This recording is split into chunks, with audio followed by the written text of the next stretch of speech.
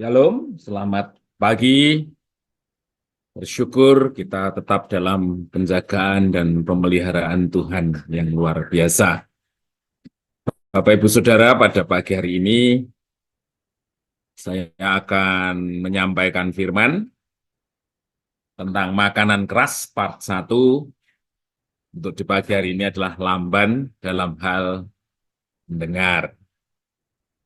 Nah, Bapak Ibu Saudara, pergaulan kita, masalah-masalah yang kita hadapi, jalan hidup yang Tuhan izinkan, ya, tanpa kita sadari berpotensi membawa kita tidak semakin mengenal firman, tapi seringkali kalau kita tidak waspada justru membuat kita semakin jauh dari nasihat firman.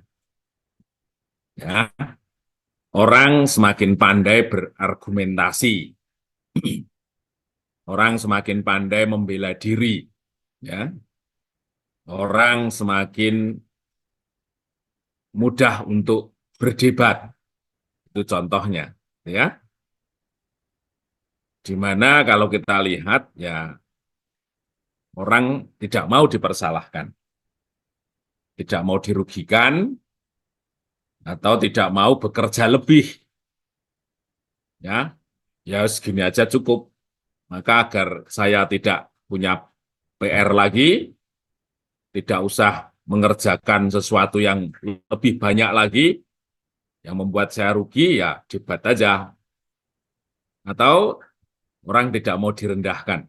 Jadi seolah-olah kalau kita tidak bisa membela diri, tidak bisa berdebat, tidak memberikan argumentasi, merasa kita direndahkan. Perasaan kita, wah kok kelihatannya aku dikalahke terus. Nah, ternyata kalau kita amati bukan hanya di dunia sekuler gitu ya, tapi di pelayanan pun seringkali begitu. Dinasihati, malah kita mendebat. Ya. Ada satu fakta begini, tidak mendengarkan dulu, tapi lebih baik kita berargumentasi. Dan masih banyak lagi. Nah, permasalahan mendasar adalah sesungguhnya orang tidak mau diganggu eksistensi dirinya. Jadi, pribadi saya, harga diri saya, ego saya, itu intinya tidak mau diganggu. Ya, lebih-lebih direndahkan. Itu itu pada dasarnya kenapa kita menjadi hebat dalam berargumentasi, membela diri, dan lain sebagainya. Nah, apa kata firman Tuhan? Mari kita belajar bersama-sama di Ibrani 5 ayat 11 sampai 14. Di hari ini kita akan membahas di ayat 11 saja. Tentang hal itu banyak yang harus kami katakan, tetapi sukar untuk dijelaskan, karena kamu telah lamban dalam hal mendengar. Sebab sekalipun kamu ditinjau dari sudut waktu, sudah seharusnya menjadi pengajar. Kamu masih perlu lagi diajarkan asas-asas pokok dari pernyataan Allah. Dan kamu masih memerlukan susu, bukan makanan keras. Sebab barang siapa masih memerlukan susu, ia tidak memahami ajaran tentang kebenaran, sebab ia adalah anak kecil. Tetapi makanan keras adalah untuk orang-orang dewasa, yang karena mempunyai panca indera yang terlatih untuk membedakan yang baik daripada yang jahat. Di ayat yang pertama kita bahas tadi, Paulus itu bilang begini, banyak yang harus kami katakan, tetapi yang sukar untuk dijelaskan. Ya. Ternyata Bapak Ibu kita hidup sekalipun dalam negara hukum, tidak semua aturan itu bisa dituliskan. Terlebih dalam kita mengikut Kristus gitu ya. Banyak hal yang tidak bisa dituliskan dalam firman Tuhan. Tetapi itu memang harus kita lakukan, yaitu mengenai etika. Jadi kita kenal etika pergaulan, etika bertetangga, tapi juga etika kita mengikut Tuhan. Ada etika Kristen. Nah, sekalipun negara ini sudah ditata dengan aturan hukum yang komplit dari segala sisi kehidupan, tapi nyatanya ya, ada banyak hal yang tidak terjerat oleh hukum. Mengapa pertanyaan?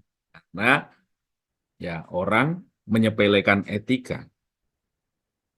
Jadi secara aturan barangkali tidak dipersalahkan, tetapi secara etika orang bisa melupakannya. Dan itu tidak ada dampaknya secara hukum, tidak ada dampaknya kita menjadi dipersalahkan. Misalnya kita parkir sembarangan, ada hukumnya kalau parkir itu di tengah jalan. Tapi kalau parkir kita di depan pintu tetangga, yang membuat tetangga susah untuk mengakses tempat tinggalnya karena parkir kita, itu memang tidak dijelaskan, tapi secara etika kita melanggar. Orang dinasehati, kita tidak dengar dulu, tapi langsung kita mendebatnya. Kita jalan di tengah orang yang sedang duduk atau beraktivitas di pinggir jalan, kita diem aja. Seringkali kalau saya pagi nyapu gitu, sudah saya kumpulkan motor lewat kenceng, sehingga sapuan saya hancur lagi. Lebih-lebih ngomong, tidak, tapi naik motornya dikencengin gitu. Itu sesuatu yang tidak bisa dituliskan secara hukum, tetapi itu mengandung etika. Nah, Paulus mengatakan, susah untuk dijelaskan. Jadi banyak hal yang seharusnya kita lakukan sebagai satu tanda mengikut Kristus, dan itu nggak bisa dijelaskan secara formal, nggak bisa. Tetapi kita harus memahami rasa, memahami satu tata nilai di dalam Kristus. Itu diperoleh dari mana? Ya tentu diperoleh dari pergaulan dengan Tuhan. Jadi saya begitu yakin kalau orang sering menjaga relasinya dengan Tuhan, rasanya ini yang semakin dipertajam. Hidupnya semakin tidak serampangan, hidupnya semakin taat. Ya, itu nggak bisa dijelaskan, Bapak Ibu. Nah, jadi Paulus ngomong sesuatu tentang bagaimana kita mengikut Tuhan, itu banyak hal yang nggak bisa dijelaskan, tetapi itu harus nampak dalam kehidupan kekristenan. Gitu ya. Ada etika kehidupan Kristen yang harus ada di dalam kehidupan kita sebagai tanda kita hidup mengikut Tuhan. Gitu ya. Misalnya saya dalam hal mengajar, saya datang pagi-pagi, itu aturannya ya sudah ada apa namanya absen secara komputer begitu saudara. Jadi kalau tidak lebih dari 15 menit ya santai-santai saja. Tapi mengapa saya harus tepat waktu? Itu ya karena ada satu etika yang dipegang bahwa saya harus menjadi teladan. Ya, untuk hidup bersih dari ketidakbenaran, saya harus belajar memberikan nilai seobjektif mungkin. Ketika ada ujian ya saya periksa, siswa mengerjakan saya periksa satu persatu. Bisa saja saya langsung memberi nilai. Tapi ada pertanggungjawaban yang itu memberikan satu tatanan ketika saya bertindak sebagai ekspresi saya orang percaya. Ada pertanggungjawaban yang tidak tertulis. Nah, salah satunya adalah dalam hal mendengar. Kemarin firmannya bodoh dalam firman Tuhan. Intinya sebenarnya sama kalau saya lihat. Ya. Karena kamu telah lamban dalam hal mendengar. Lamban itu responnya tidak cepat. Atau banyak hal yang disepelekan. Mendengar di sini bukan artinya aktivitas telinga kita. Ya. Itu hanya salah satunya saja. Tetapi bagaimana sikap hati kita terhadap firman kebenaran itu. Jadi lamban itu lamban untuk membuka hati terhadap firman kebenaran yang suatu saat menegur kita atau memberitahu seperti apa seharusnya. Itu lamban dalam mendengar. Lamban untuk menyediakan diri peka terhadap lingkungan kita. Kita seringkali mendapatkan nasihat, bahkan teguran. Bagaimana respon kita? Alah, orang ngomong aja. Biarinlah, saya sudah benar, sikap saya sudah benar. Nggak usah ada orang lain yang mengkoreksi saya. Atau dalam hal ini saya sudah tepat. Saya tidak perlu lagi mendengar nasihat orang lain. Itu lamban untuk mendengar. Atau dalam pelayanan kita seringkali mendengar keluhan orang, keluhan jemaat. Dia menceritakan persoalan-persoalan yang dia hadapi. Bagaimana sikap kita? Kita melupakannya, kita tidak memasukkan dalam pikiran kita, atau kita menghadapi biasa-biasa saja, atau hanya lip service, ya.